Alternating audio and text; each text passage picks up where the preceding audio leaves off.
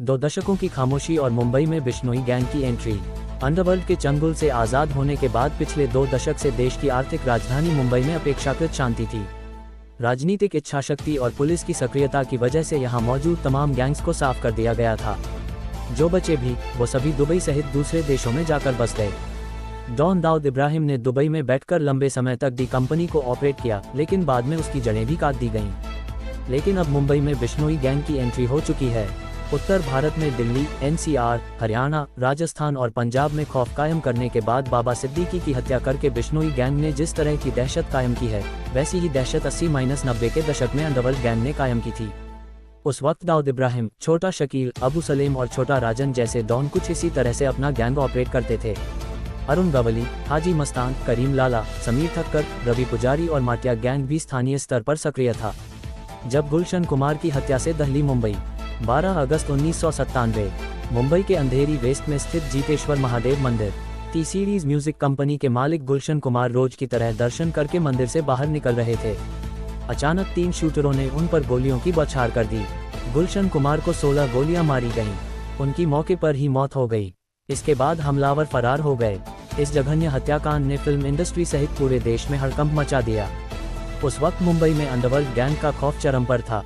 इस वारदात के ठीक 27 साल बाद 12 अक्टूबर 2024 मुंबई के बांद्रा स्थित ऑफिस से NCP नेता बाबा सिद्दीकी निकल रहे थे। उसी वक्त 3 शूटरों ने उन पर ताबड़तोड़ फायरिंग शुरू कर दी। सिक्योरिटी में रहने के बावजूद उन पर जानलेवा हमला हैरान कर देने वाला था। इस गोलीबारी में बाबा सिद्दीकी के पेट और सीने में कई गोलियां लगीं। उनको आनन फानन में अस्पताल पहुंचाया गया, लेकिन तब तक उनकी मौत हो चुकी थी। इस हत्याकांड ने लोगों का दिल दहला दिया। इन दोनों वारदातों के बीच 2 दशक से ज्यादा का फासला है। हैरानी की बात यह है कि इन दोनों की मॉडस ऑपरेंडी बिल्कुल एक जैसी है। यहाँ तक कि तारीख और शहर भी एक है।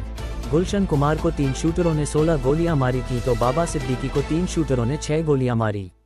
दोनों घटनाओं के मास्टरमाइंड और शूटरों के बीच कोई सीधा कनेक्शन नहीं है। मास्टरमाइंड ने एक हैंडलर हायर किया, फिर हैंडलर ने शूटरों को हत्या की सुपारी दी और शूटरों ने वारदात को बड़े आराम से अंजाम दे दिया। गुलशन कुमार की हत्या का mastermind underworld don Dawood Ibrahim को माना जाता है। उसने दुबई में बैठकर उनकी हत्या की सुपारी दी थी। वहीं बाबा सिद्दीकी की हत्या की जिम्मेदारी कुख्यात लॉरेंस बिश्नोई गैंग ने ली है। इस गैंग का गुर्गा मोहम्मद जीशान अख्तर शूटरों का हैंडलर है। इसी गैंग ने मशहूर पंजाबी सिंगर सिद्धू मूसेवाला और करणी सेना के अध्यक्ष सुखदेव सिंह गोगामेड़ी की हत्या की है।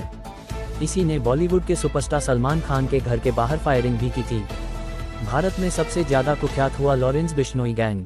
इस वक्त पूरे भारत में लॉरेंस बिश्नोई गैंग का नाम सबसे ज्यादा कुख्यात है। जेल में बैठा गैंगस्टर लॉरेंस बिश्नोई अपने पूरे गैंग को ऑपरेट कर रहा है। उसके गुर्गे गोल्डी बराड़, संपत नेहरा, अनमोल बिश्नोई और रोहित गोदारा कनाडा में बैठकर भारत में आपराधिक गतिविधियों को अंजाम दे रहे हैं। इनमें रंगदारी, सुपारी किलिंग, टारगेट किलिंग, ड्रग्स तस्करी और फिरौती जैसे अपराध प्रमुख हैं। इनके संबंध भारत विरोधी खालिस्तानी आतंकियों और उनके संगठनों से भी हैं। लॉरेंस बिश्नोई इस वक्त गुजरात के साबरमती जेल में बंद है। कनाडा में बैठा उसका भाई अनमोल बिश्नोई और दोस्त गोल्डी बराड़ उसके निर्देश पर वारदातों को अंजाम दे रहे हैं। वो फेसबुक के जरिए शूटर से संपर्क करते हैं, उनको पैसों का लालच देकर लोगों पर फायरिंग करवाते हैं। इस वक्त बिश्नोई गैंग के लिए 1000 से भी अधिक लोग काम कर रहे हैं। लॉरेंस बिश्नोई ने अपना नेटवर्क इस तरह से बनाया है कि वो जेल के अंदर रहे या बाहर, उसे ज्यादा फर्क नहीं पड़ता। जेल में बैठकर अपना गैंग ऑपरेट कर रहा लॉरेंस बिश्नोई, वो जेल में बैठे बैठे ही बड़ी आसानी से जो चाहता है वो करता है। जेल से वो अपने दुश्मनों के नाम की सुपारी निकालता है और करोड़ों की वसूली करता है। NIA की पूछताछ में उसने अपने काम करने की पूरी मॉडस ऑपरेंडी बताई थी। दिल्ली की तिहाड़ जेल के अलावा राजस्थान के भरतपुर, पंजाब के फरीदकोट जेल में रहते हुए भी उसने उत्तर भारत के कारोबारियों करोड़ों रुपए की अवैध वसूली की थी। उसके गुर्गे जेल में कारोबारियों के नंबर उसे उपलब्ध कराते हैं। लॉरेंस बिश्नोई जैसे ज्यादातर गैंगस्टर टेक सेवी हैं। वो आधुनिक तकनीक का इस्तेमाल करना बेहतर तरीके से जानते हैं। मोबाइल के जरिए वो एक दूसरे के संपर्क में रहते हैं। दिल्ली पुलिस के एक बड़े अफसर की माने तो ये गैंगस्टर सोशल मीडिया प्लेटफॉर्म जैसे कि फेसबुक, मैसेंजर, विक्र और टेलीग्राम का इस्तेमाल अपने मैसेज भेजने के लिए करते हैं। इनके जरिए अपने गुर्गों को निर्देश देते हैं। पैसों की लेन देन के लिए पेटीएम, फोनपे, गूगल पे जैसे ऐप्स का इस्तेमाल करते हैं। वारदात में सोशल ऐप्स और नाबालिग लड़कों का इस्तेमाल। ज्यादातर गैंग्स वारदातों को अंजाम देने के लिए नाबालिग लड़कों का इस्तेमाल करते हैं। इसके पीछे सबसे बड़ी वजह ये होती है कि ये लड़के नए होते हैं, इनका कोई आपराधिक इतिहास नहीं होता है। ऐसे में वारदात को अंजाम देकर ये आसानी से भाग निकलते हैं। दूसरा, पकड़े जाने के बाद भी इन्हें बाल सुधार गृह में डाल दिया जाता है, जहां से बालिग होकर छूट जाते हैं। तीसरा, इनको ऐप्स के जरिए सुपारी दी जाती है। ऐसे में पकड़े जाने के बाद ये लोग किसी का नाम नहीं बता पाते। ऐसे में फंसने की संभावना कम रहती है।